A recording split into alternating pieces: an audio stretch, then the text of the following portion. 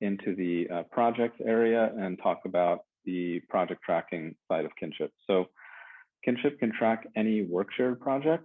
So as long as you have a central model where users do sync with central from their local copies, Kinship can track it.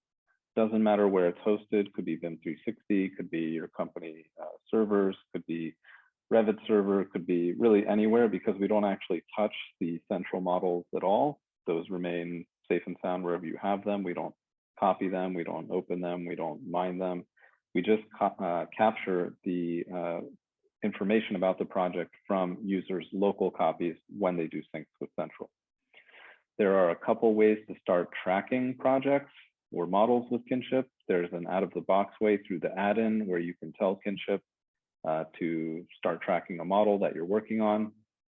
And there's a more managed way through your team settings here, if you're an administrator, where you can create rules to tell Kinship which models you want to have tracked or not tracked based on their naming or location. So you can tell it, anything in this Vim 360 workspace, we want to track it, anything in this top secret, network location, never track it. And then Kinship will just do all of that in the background without anyone having to tell it anything further. Once you start tracking a model with Kinship, then after every sync with central, it will capture the latest information, upload that to your account here, where you can come and see it. So when you come to your projects area online here, you again start on the landing page with sections for your most relevant models and projects. And just to confirm, projects are basically just groups of RVTs related to the same building or construction project. So models are the individual RVTs, and then projects are a group of RVTs. At the top here, you can also browse all of the projects that you're tracking or all of the individual models. If I click Browse Models here, you'll see these pages look very similar to what we saw for library and collections in terms of the different view options, sorting, filtering. For models, the icons here, the preview images rather, are the starting views in Revit. So whatever you have defined as the starting view for the model, that's what you'll see as the preview image. Okay, I'm going to jump into this banner auditorium model, and we can take a quick look at the types of information you can see about models you're tracking. So when you come into a model, you see this set of tabs across the top right, showing you the types of information available. You start on the summary tab. So as the name suggests, it's an overview of the model. Here at the top, you have a header area in 3 columns. The left column is key details from the project information. And you can click this project information link to see all of the project info parameters. That includes any custom parameters that you have, as well as the project coordinates. Middle column is size information, so RVT file size, including size and number of links, total families, total instances. And then the right column is activity information. So last sync with central, total over the past week, and then Revit version. Moving down the page here, we have a chart of daily activity. So just how many users have been working on the model each day. We have a breakdown of content in the model by source. So where is content in this model coming from? This black slice here is our library. We might want that to be 100%, but if content is coming from elsewhere, then we can quickly see that. Is it coming from other models, from other add-ins, from the network, from user C drives, and so on. And then lastly, we have a list of our most active team members with information on their sync time. So who's been working on the model the most recently, and are people syncing consistently, or is anyone suffering from really slow sync times or really large overall sync times? And if so, then we can follow up and see is that an issue with their machine, with their network connection, with their workflow in Revit, or whatever the case might be. So that's the summary tab. Links shows you the links that are part of the model. In general, it's going to show you the file name, file path, the size, and when it was last updated. If the link is another RVT that you're tracking in Kinship, then you could click on its name to go and see its details. Families shows you all of the content that's loaded into the model. So this is all of the content currently loaded in the model. Again, you can see a preview image of each family, its name, number of types. You can see metadata like manufacturer, category, the source of each family. So where was each family loaded from, and the file size and when it was last updated.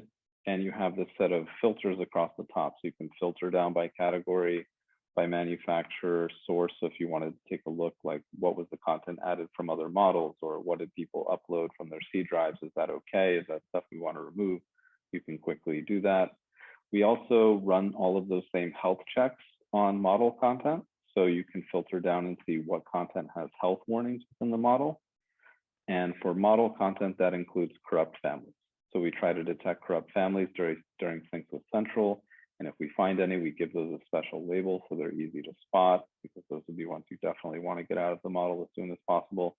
Otherwise, you can just click on the family to see what its warning is. Like this one has a flipped host face. So basically it would load upside down. So that's probably something else I would want to fix if we're still trying to use that family. So that's the families tab.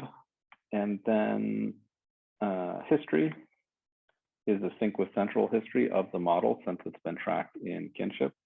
So again, at the top, you have a header area and 3 columns, activity info on the left, total content in the middle, and recent changes to content on the right. We're seeing the history for all users that have worked on the model, but if you need to drill down to one or more particular users to troubleshoot or check activity, you can easily do that.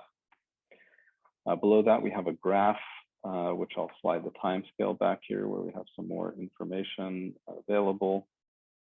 And this graph is showing us a few different things. So the yellow area here is volume of sync activity. So just how active is the model, how many syncs have been happening. The red the red area is failed syncs.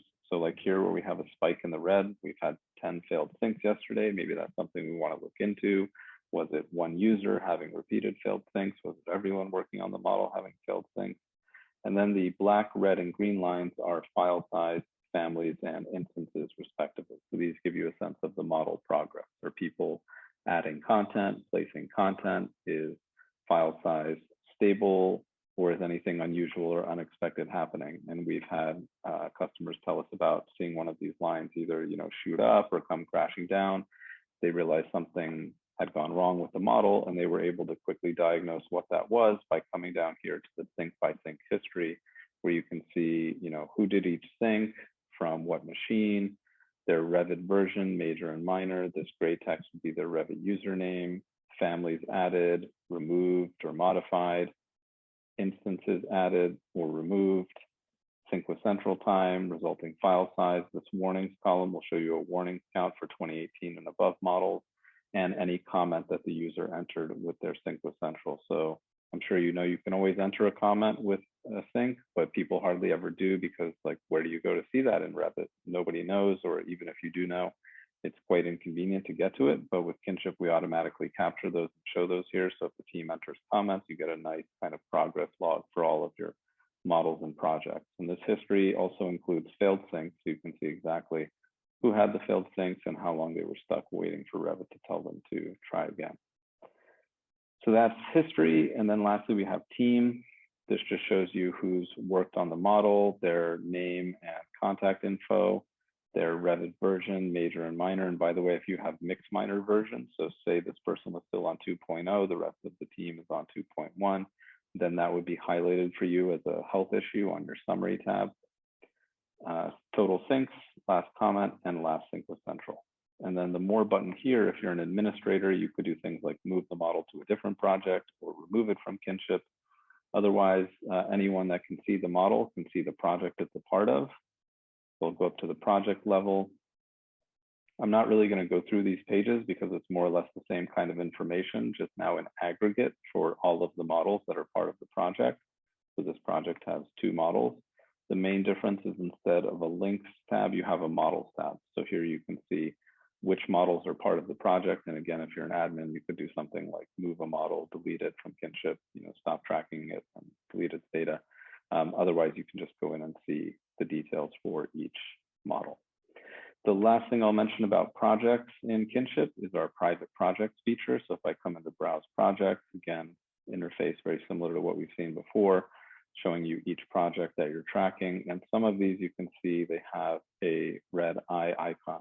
That tells you these are private projects. And so similar to private collections, private projects are just visible to your administrators and then any team members working on the project.